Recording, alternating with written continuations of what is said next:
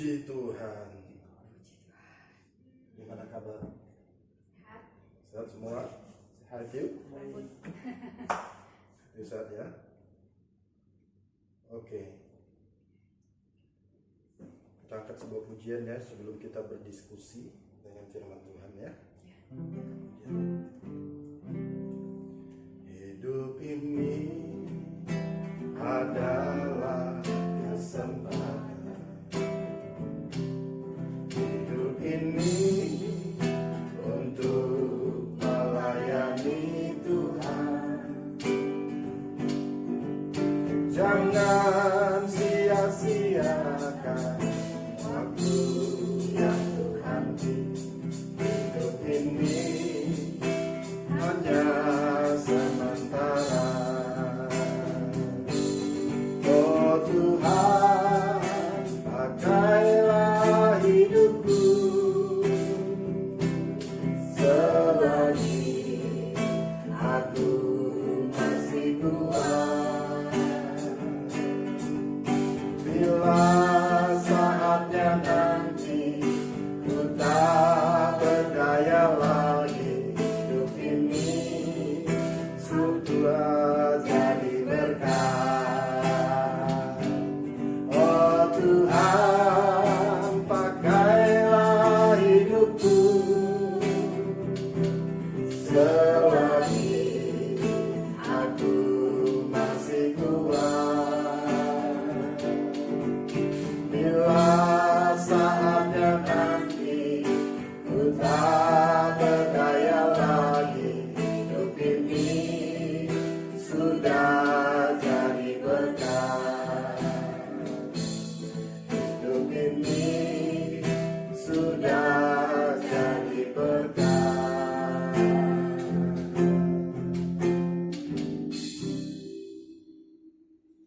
Tuhan, ajari kami menghitung hari-hari kami dengan bijaksana.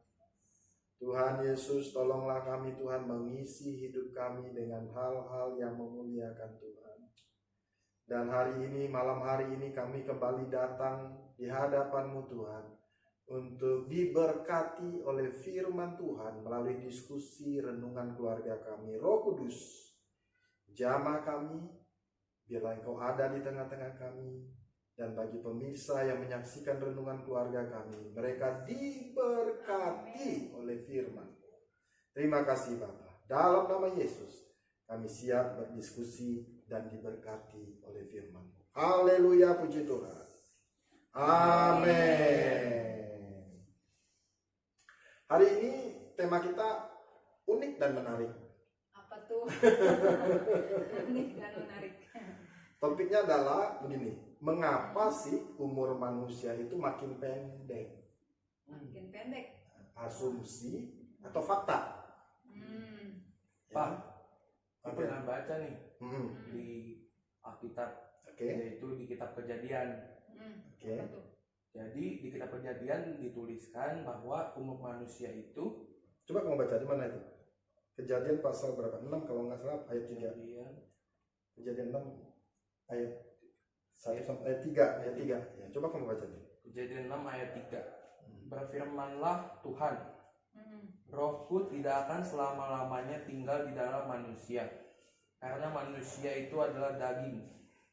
Tetapi umurnya akan 120 tahun saja. Nah, ayat ini seolah-olah mengatakan dulu kan usia Adam kan 900-an tahun. Yang paling panjang umurnya itu kan Metusalah. Ya. Iya. Tapi kok di dalam Kejadian pasal 6 ayat 3 itu kok langsung Tuhan diskon jadi 120 tahun ya? Apakah itu maksudnya? Apakah cuma 100? Cuma 120 tahun. Yuk. Papa lebih suka terjemahan LAI, terjemahan yang lama. Karena membedakan kata tinggal di situ dengan yang menggunakan bahasa aslinya Yadon. Terjemahan LAI juga, tapi terjemahan lama bilang begini. Maka firman Tuhan bahwa rohku tiada akan bantah selama-lamanya dengan manusia. Karena hawa nafsu jua adanya, melainkan tinggal lagi panjang umurnya 120 tahun. tahun. Nah, kata yadon yang diterjemahkan dalam terjemahan baru TBLI tinggal diterjemahkan dalam terjemahan lama berbantah-bantahan. Memang kata yadon itu bisa berarti berbantah-bantahan, bisa berarti itu menghukum, bisa itu berarti menghakimi. Nah, seandainya kalau kita bilang bahwa usia manusia langsung didiskon Tuhan jadi 120 tahun, faktanya Nuh umur berapa? Masih umur 900. Nuh masih umur 900. Ya kan? Iya. Lalu anaknya Nuh 600 tahun, 600 lebih. 600 Sem. tahun. Ya kan? Iya. Lalu cucunya Nuh 400-an tahun. Iya. Nggak cocok dong kalau dibilang yang mengatakan bahwa usia manusia langsung didiskon Tuhan maksimal 120 tahun. Ya kan? Jadi ini tidak cocok. Lebih cocok terjemahan lama yang mengatakan bahwa Tuhan memberikan kesempatan. Jadi ketika Tuhan ngomong, kalau kamu tidak bertobat, orang-orang zaman Nuh yang melakukan kejahatan, maka Tuhan kasih waktu selama 120 tahun. Nah, kalau mereka tidak bertobat selama 120 tahun, maka Tuhan akan menghukum dengan air bah. Ya, jadi itu menunjukkan kepada lamanya waktu yang Tuhan berikan, kesempatan yang Tuhan berikan kepada kita, maksudnya kepada orang-orang zaman Nuh untuk bertobat 120 tahun. Jadi itu bukan menunjukkan bahwa Tuhan mendiskon langsung umur manusia, bukan. Ingat kan cerita Nuh? Kamu ingat cerita Nuh itu? Kenapa mereka Itu kan Tuhan menghukum orang yang Iya. manusia yang belum dan bertobat. Ya, karena jahat sekali mereka. jahat sekali kan? Sampai-sampai Tuhan berkata, tanda petik, Tuhan menyesal menciptakan manusia saking jahatnya. Ya, saking jahatnya manusia. Ya. Nah, jadi bukan itu, Tim. Ya. Jadi bukan itu ya. Jadi bukan Kalau itu. misalnya mungkin karena efek mereka makan pohon kehidupan. Kok pohon dimakan? Buahnya maksudnya. Buah Kamu dari pernah makan pohon? buah dari pohon kehidupan itu. Bener nggak sih? Ya, ada orang yang punya tadi asumsi yang pertama kan tidak benar ya, Tim ya. Bahwa Tuhan langsung diskon waktu zaman Nuh itu enggak, bukan itu, karena tidak cocok dengan data yang ada. Tapi ada juga orang membuat sebuah asumsi yang cukup menarik, yang perkataan Mama tadi bahwa manusia pertama kan memakan buah pohon, semua buah di taman ini boleh kamu makan kecuali buah apa? Pengetahuan yang baik dan yang jahat. Nah, uniknya adalah di dalam kitab Kejadian yang dikasih nama dua, satu pengetahuan yang baik dan yang jahat, yang kedua buah pohon kehidupan. Terbalik. Ya. Dan yang tidak boleh dimakan adalah pengetahuan yang baik dan yang jahat. Berarti pohon kehidupan boleh dimakan dong, buahnya. Boleh. Ya. Karena itu data di Alkitab. Nah, apakah dengan memakan buah kehidupan ini umur mereka jadi potensinya lebih lama? Ya, apa ada efeknya? Apa ada efeknya? Lalu mereka mengacu juga kepada Wahyu pasal 22. Ya, dikatakan di sana Wahyu 22 ayat 2, coba Tim baca. Bapak jadi ingat ayatnya. Wahyu 22 ayat 2. Matthew enggak harus pakai ini ayat di Alkitab. Bisa baca enggak kamu itu? Wahyu pasal 22 ayat yang kedua. Wahyu 22 nih. Kelihatan nggak deh? Wahyu 22 Ayat 2. Yang 2.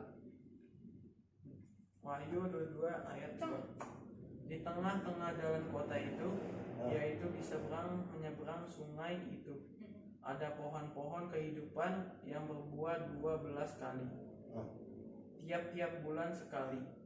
Dan daun pohon-pohon itu dipakai untuk menyembuhkan bangsa-bangsa. Nah, lihat nih. Muncul lagi pohon kehidupan kan? Iya. Di dalam Wahyu pasal 22 ini setelah langit dan bumi yang baru. Ya, Tuhan membuat langit dan bumi yang baru nanti di akhir zaman, ya. Lalu dikatakan bahwa ada buah pohon kehidupan lagi. Pohon kehidupan lagi di mana daunnya aja bisa menyembuhkan bangsa-bangsa. Artinya apa?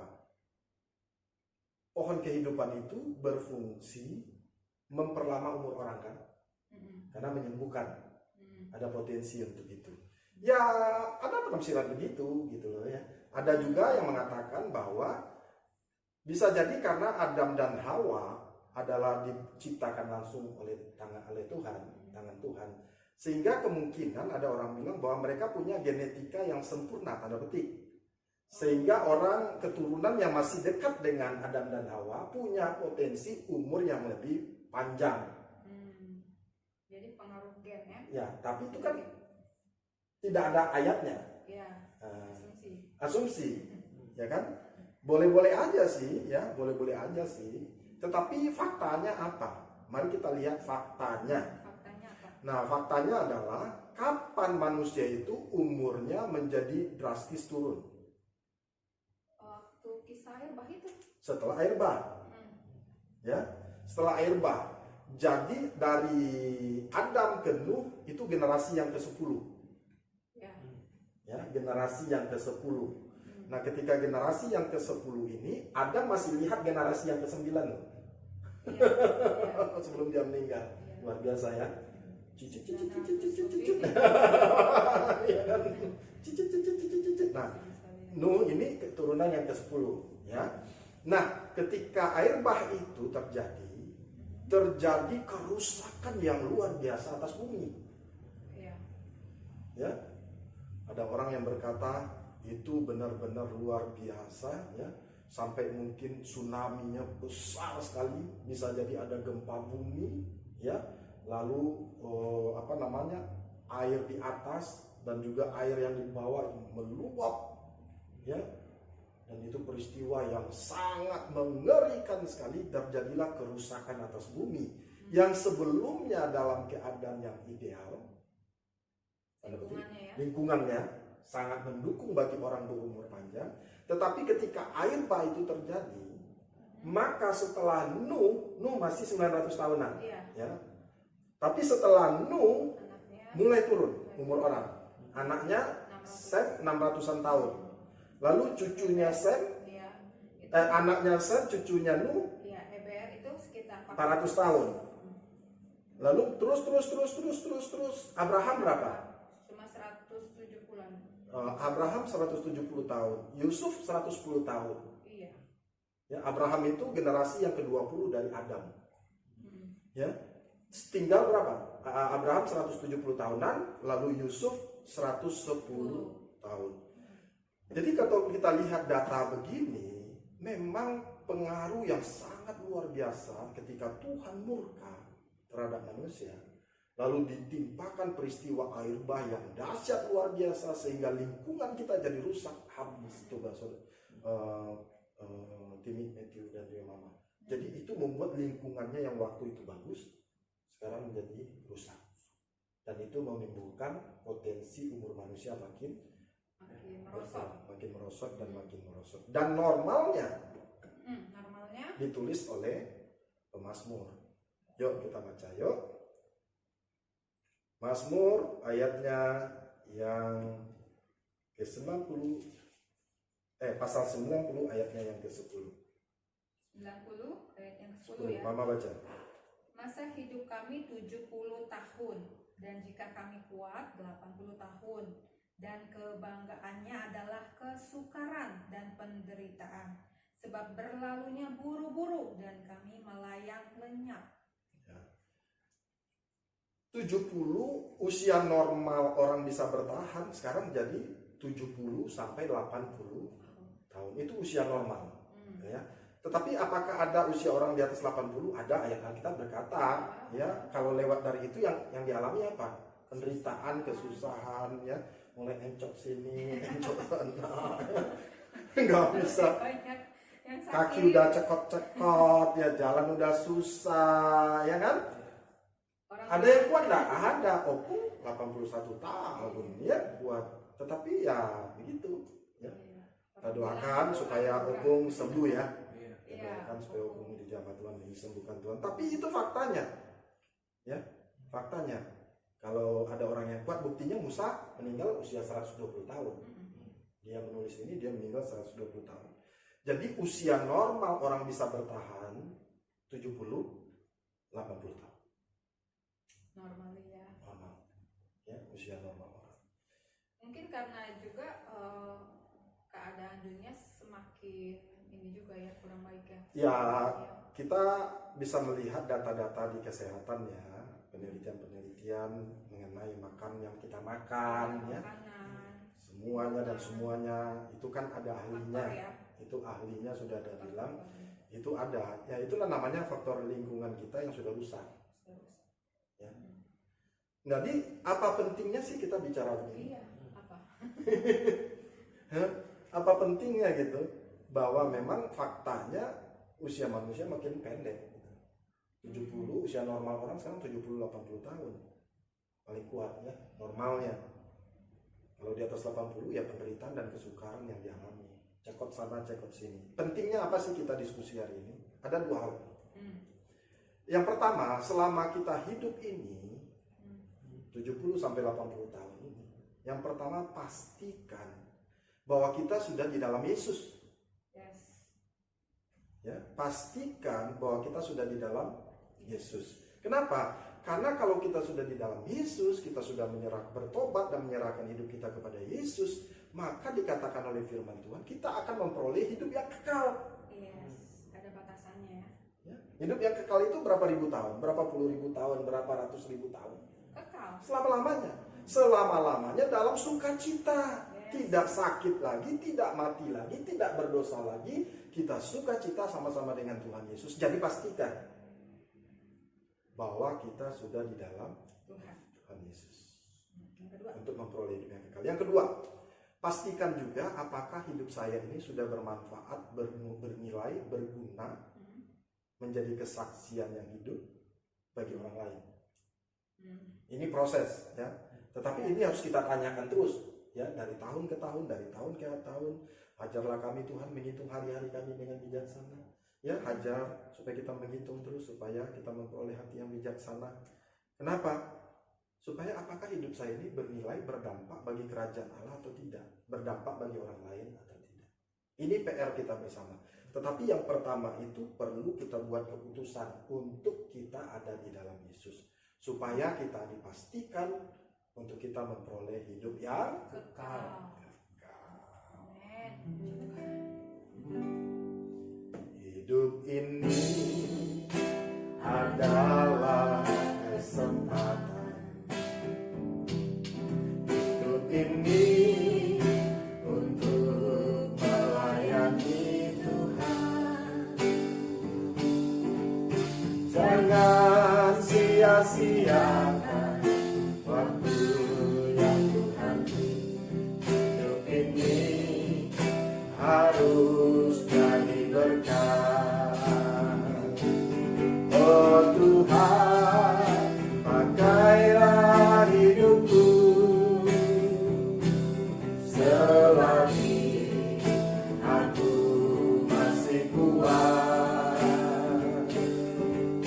Bila saatnya nanti ku tak berdaya lagi, hidup ini sudah jadi berkat.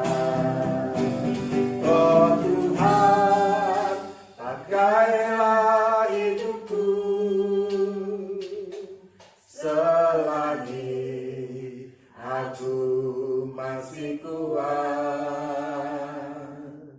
Bila saatnya nanti ku tak berdaya lagi, hidup ini sudah jadi berkat.